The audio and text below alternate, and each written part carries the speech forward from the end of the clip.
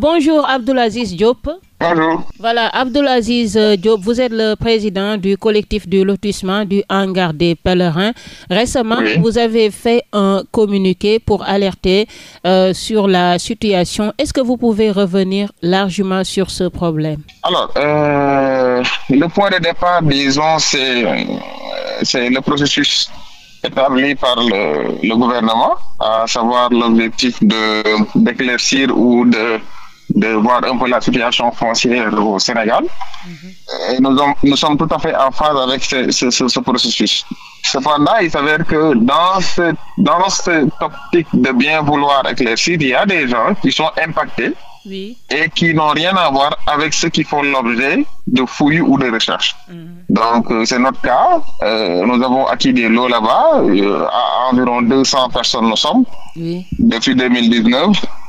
Et depuis lors, les gouvernements se sont précédés, mais nous, on reste toujours dans le statu quo. Et là, ça s'est aggravé dès lors que l'administration centrale a pris une note disant que cette zone était tout bonnement annulée. Les effets sont multiples. Ceux qui avaient contracté des prêts bancaires sont toujours en train de payer rembourser les prêts.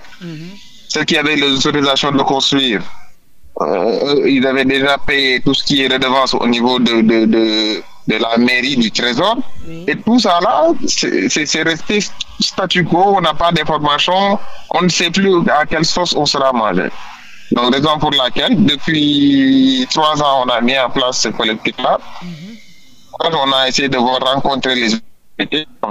Oui. Et avec ce nouveau dénouement-là, on s'inquiète de plus en plus. C'est des pères de famille, c'est des mères de famille qui sont actuellement en location et qui ne peuvent pas mettre la main sur le bien qu'ils sont en train de payer à la banque. D'accord. Donc, il faut, voilà, c'est un peu ça la situation de façon globale. Vous êtes combien d'impactés exactement? Est-ce que c'est des terrains nus ou tout simplement ou des terrains déjà construits? Est-ce que vous pouvez nous expliquer clairement? Non, pour la part, c'est des terrains nus. Nus. Donc, je dirais même la totalité. C'est des terrains nus et à dénombrer, on fait approximativement 200 lots, 200 parcelles. 200. Donc, la localisation, c'est au niveau même du hangar des pèlerins. Il y a un petit lot qui se trouve au niveau de la zone où se trouvent les taximans et il y a un petit lot encore qui se trouve en face de l'ANACIM. Mais tout ça là fait partie du lotissement dit hangar des pèlerins. Maintenant, il y a une partie du lotissement qui fait l'objet de construction, c'est la partie adossée au mur. Ça ne fait pas partie du collectif. D'accord. Nous, on est seulement, disons, sont concernés ceux qui sont au niveau du hangar, là où les pèlerins font leur préparation pour la Hajj. Ceux qui sont au niveau de la zone des taximans et ceux qui sont au niveau de la nation, en face de la nation. D'accord. Mais c'est des terrains nus, mais on a reçu nos baux depuis 2019. Oui. Ceux qui ont acquis devant notaire ont reçu les papiers de notaire. Ceux qui ont fait des emprunts bancaires pour acheter, il y a toute la traçabilité. Et mieux encore, nous avons reçu même les quitus de main levée de la DESCOS. Avec récemment le processus qui est mis en place, nous avons reçu nos quitus. Et c'est quelques jours après que la note comme quoi la zone est annulée est sortie.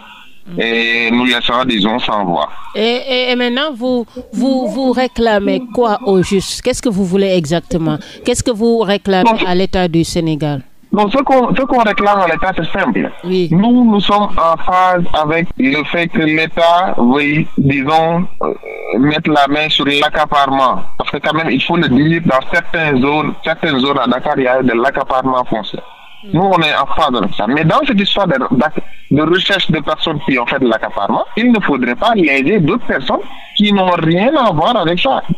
Donc, nous, ce qu'on veut, c'est que quand même l'État nous laisse accéder à nos lots et qu'on puisse construire nos maisons tranquillement et habiter avec nos familles. C'est tout ce qu'on veut. Voilà. Et est-ce que vous vous êtes rapproché des autorités? Quelle est leur position? Est-ce qu'il y a des négociations entre vous, les impactés, et les autorités ou bien? Non, pour le moment, non. Il n'y a pas de négociation. On a essayé d'avoir les autorités par plusieurs, par plusieurs méthodes. On les a saisis par écrit.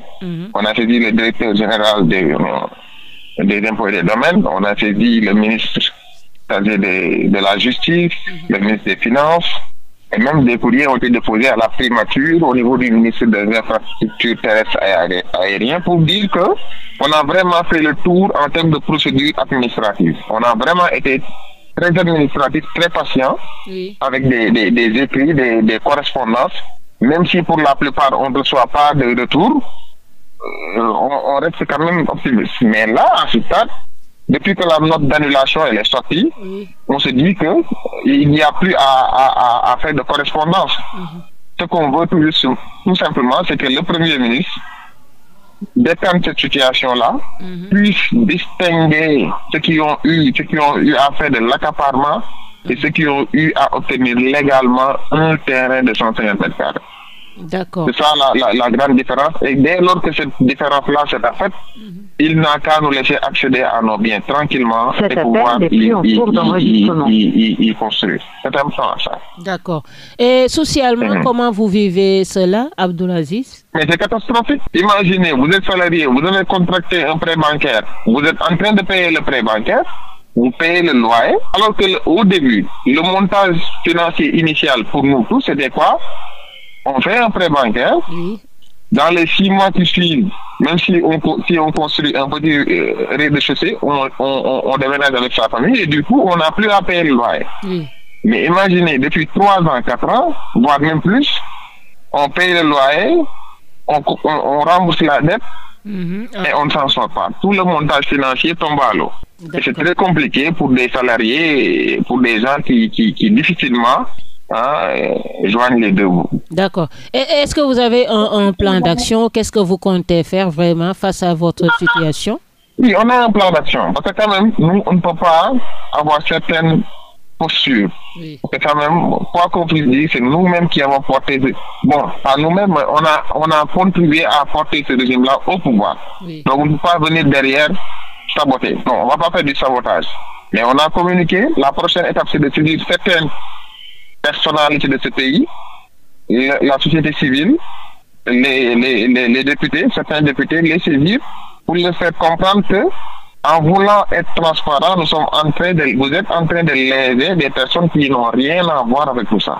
Et c'est ça l'importance de cette communication-là. Il faudrait que l'État sache que dans cette histoire de chasse aux accapareurs, entre guillemets, fonciers, il y a des gens qui n'ont rien à voir avec tout ça, à qui c'est l'eau-là à la suite de leur front. Et il faudra peut-être les distinguer et faire un traitement spécial pour cela, notamment nous. Donc, notre plan d'action, là on est à la phase de communication. La prochaine étape, c'est de rencontrer des personnes qui pourront peut-être assurer ou permettre une médiation. Mais in fine, si vraiment on n'a plus de possibilités, on n'exclut pas de faire des marches, de faire des manifestations pour que quand même pacifique, pour que l'État central puisse savoir qu'il y a des gens qui sont en train de souffrir financièrement, qui n'en peuvent plus, tout simplement. D'accord. Et vous avez un message à lancer au président Bassirou Diomaye Diakhar Faye par rapport à votre problème? Bon, le message, c'est juste... qu'il puisse distinguer le vrai du faux. Parce que quand même, comme j'ai dit tantôt et répété, nous sommes en phase avec le processus de vouloir éclaircir les choses. Nous sommes d'accord sur toute la ligne, que cela soit à Dakar ou ailleurs. Mais néanmoins, il faudrait s'assurer et avoir des garanties solides pour que des personnes qui n'ont rien à voir avec ça puissent être lésées. C'est simplement ça le message.